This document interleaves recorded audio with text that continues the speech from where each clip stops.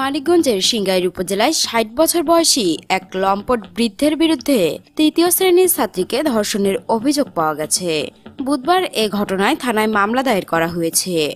অভিযুক্ত আব্দুর রহিম উপজেলার বাইরা ইউনিয়নের চর চারাভাগা গ্রামের মৃত নয়ন খানের ছেলে।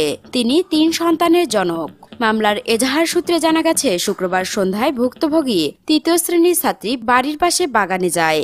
এ সময় প্রতিবেশী লম্পট আব্দুর রহিম ওই শিশু শিক্ষার্থীকে ১০ টাকা দেওয়ার প্রলোভন দেখিয়ে পাশের একটি পরিত্যক্ত স্যালো মেশিন ঘরে নিয়ে যায়। সেখানে তাকে জোরপূর্বক ধর্ষণের চেষ্টা করেন তিনি।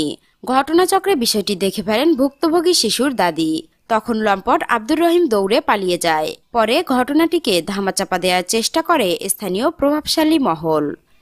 থানার পুলিশ পরিদর্শক ওসি শফিকুল ইসলাম মোল্লা ঘটনার সত্যতা স্বীকার করে বলেন, ধর্ষণ চেষ্টার শিকার শিশুটি ডাক্তারি পরীক্ষা সম্পন্ন হয়েছে।